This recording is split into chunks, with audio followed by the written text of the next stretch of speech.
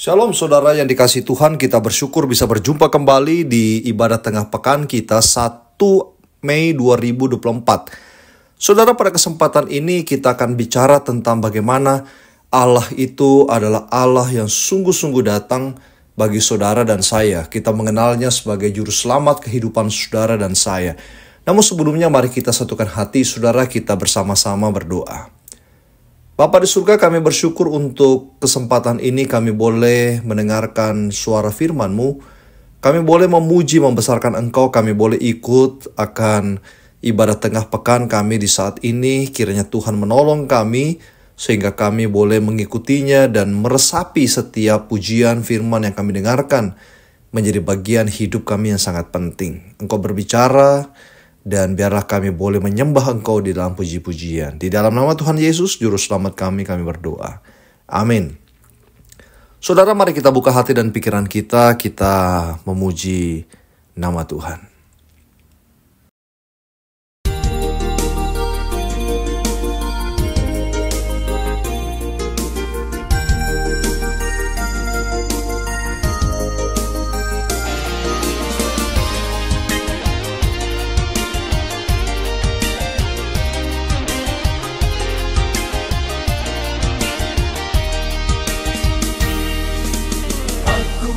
Memuliakan Tuhan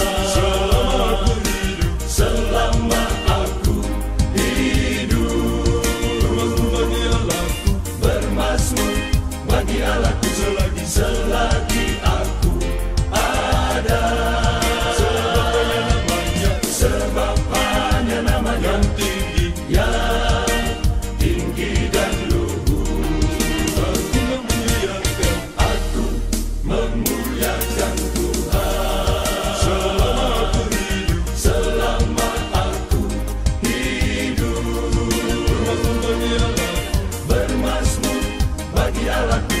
selagi aku ada. Sebab hanya namanya yang tinggi dan luhur. Pujilah namanya dengan tarian bermazmur, kepadanya dengan rebana dan kecapi. Pujilah namanya dengan tarian bermazmur, kepadanya dengan rebana dan kecapi. Biarlah puji-pujian tidak sebatas pujian, tapi mengagumkan Allah, menyenangkan hati Tuhan. Ya, kudus dan suci, ya layak dipuji, ya layak dipuji.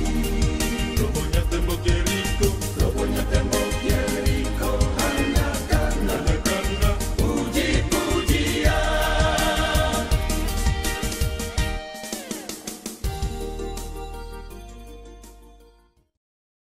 Sebelum kita bersama-sama mendengarkan firman Tuhan, saudara, sekali lagi saya mengajak kita untuk tundukkan kepala kita dan kita berdoa.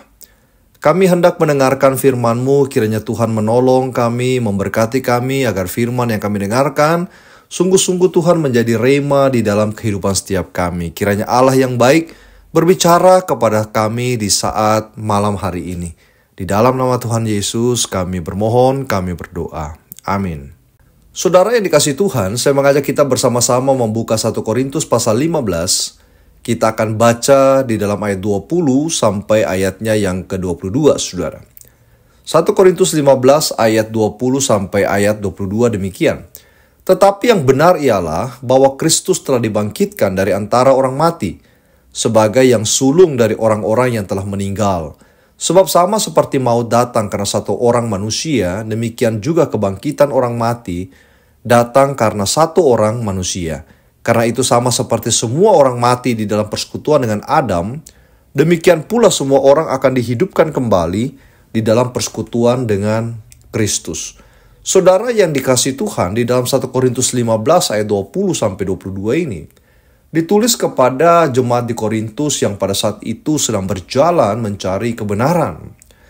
Dan saya ingat Sekitar 16 tahun yang lalu, saya pernah kesasar di sebuah jalan. Mungkin sama dengan orang Korintus yang pada saat itu sedang kesasar jalan. Tetapi bedanya saya jalan lalu lintas, orang Korintus berada di dalam jalan kehidupan. Saudara kesasar jalan menuju tempat yang tidak saya ketahui, mencari tempat memutar kendaraan, tetapi situasi sekeliling tidak memungkinkan karena jalanan sangat sempit. Saya melewati patung yang besar sekali, ada sesembahan sesajen di situ, dan sungguh-sungguh menyeramkan, saudara. Mungkin kondisinya memang seperti saya katakan tadi, berbeda sama jemaat di Korintus, tetapi secara alegori, secara ilustrasi mungkin bisa dipakai, saudara, bahwa Korintus sebuah kota kuno di Yunani dengan banyak kuil-kuil penyembahan berhala, sehingga orang-orang Kristen di situ banyak yang kemudian tersesat di jalan-jalan kehidupan mereka. Kita tahu bahwa faktor eksternal, orang-orang di sekeliling kita, situasi kita, lalu kemudian faktor X yang mempengaruhi kita begitu banyak, saudara, di tengah-tengah kehidupan dunia ini. Seringkali dunia menggoda kita untuk kita makin jauh dari Kristus. Di dalam Kisah 18 ayat 5, saudara, berangkat dari dosa itu, Paulus dengan tim segera memberitakan Injil, saudara. Kemudian teks selanjutnya menunjukkan bahwa Paulus mendirikan jemaat di Korintus, dan 8 bulan lamanya Paulus bersama dengan jemaat Korintus mengajarkan firman Tuhan. Setelah itu Paulus kembali melanjutkan misinya ke kota-kota yang lain. Tidak memakan waktu yang lama, Paulus mendengar berita dari satu keluarga Chloe, bahwa jemaat yang didirikan Paulus ini mengalami persoalan-persoalan yang meliputi moralitas, ketersesatan di jalan kehidupan. Di antaranya ada perpecahan, saudara, ada seksualitas yang salah, ada ajaran, ada penyembahan berhala. Dan dengan sedih, di situ Paulus kemudian menuliskan surat yang saudara dan saya baca kepada jemaat di Korintus. Apa isi dari surat Paulus kepada jemaat di Korintus? Adalah ajakan saudara untuk kembali di dalam Kristus. Jadi Paulus tidak ingin mereka terpisah dari Kristus. Dia berkata bahwa kekristenan lebih dari sekedar identitas, tetapi menjadikan Yesus sebagai pusat hidup. Pusat hidup mereka sudah bergeser jauh sekali. Paulus menggambarkan seperti Adam yang pertama. Adam yang pertama adalah sosok yang daripadanya dosa itu masuk di dalam hidup kita.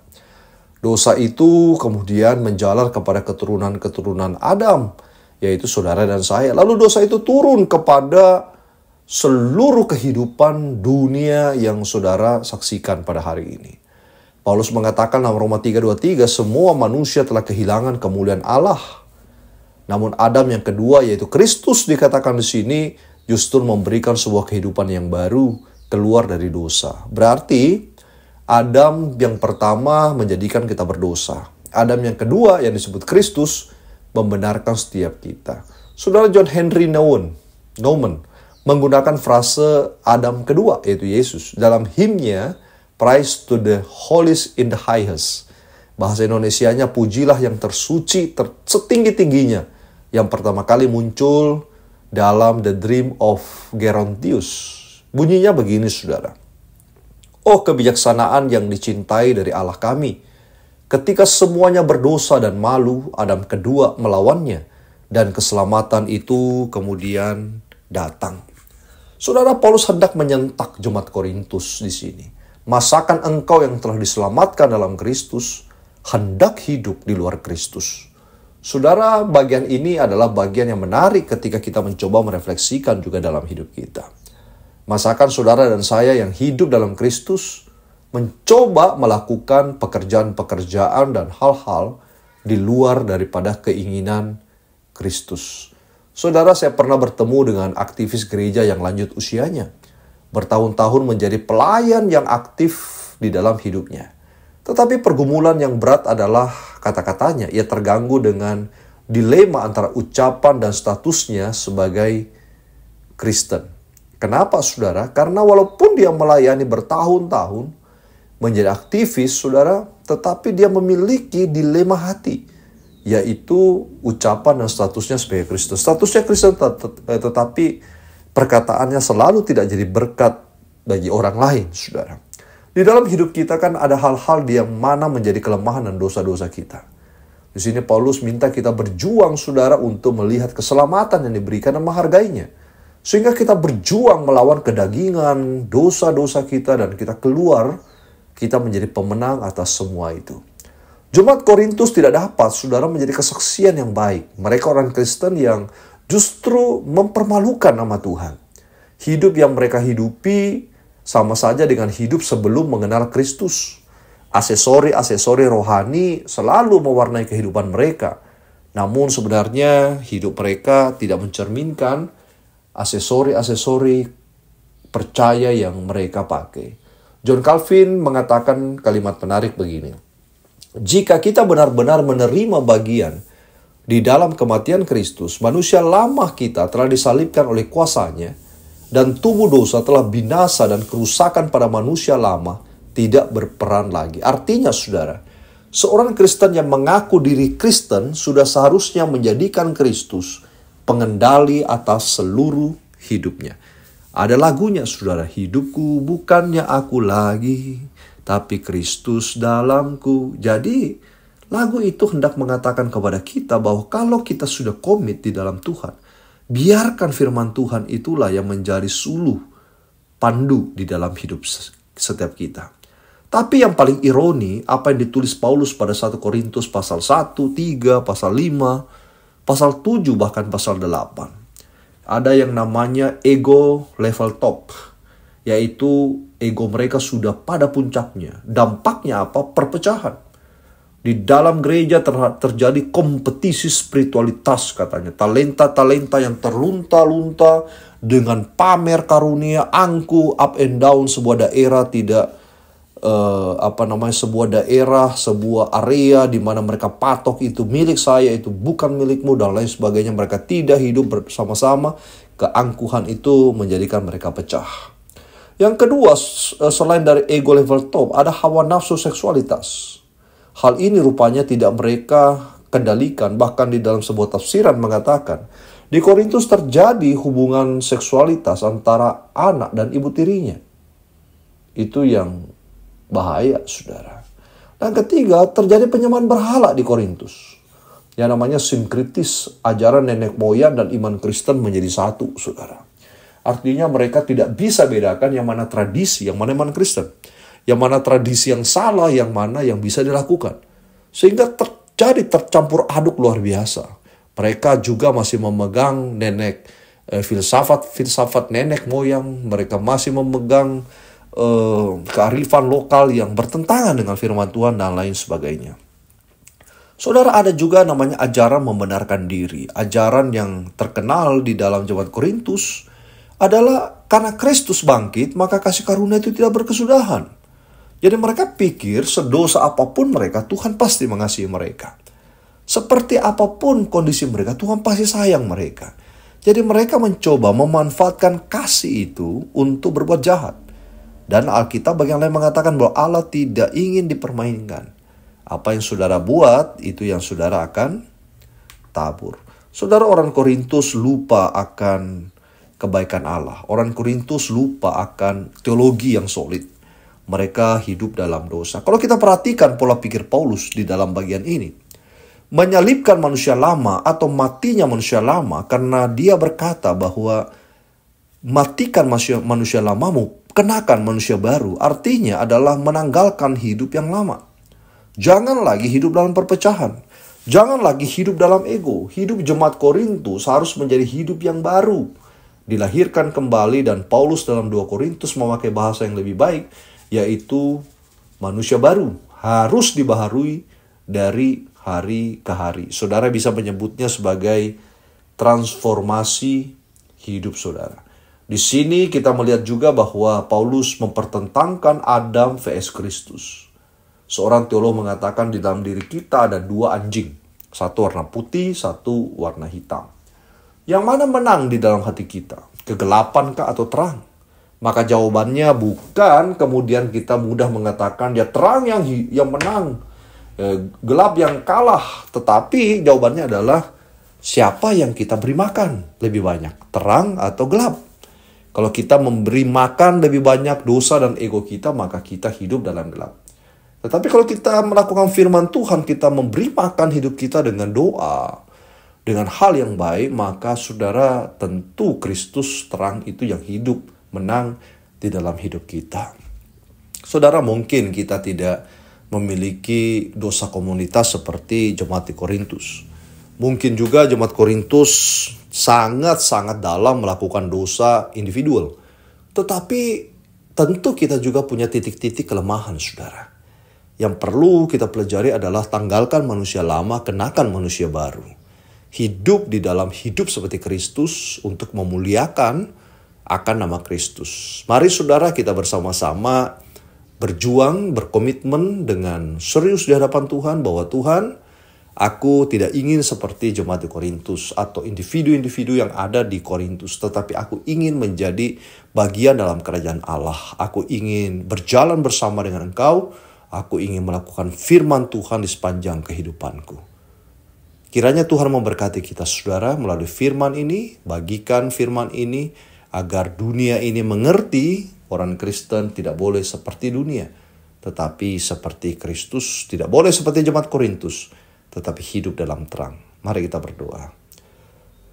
Kami bersyukur Tuhan sebab firman-Mu selalu mengajar kami, menegur kami, memberitahukan kami hal yang sangat penting di dalam hidup kami.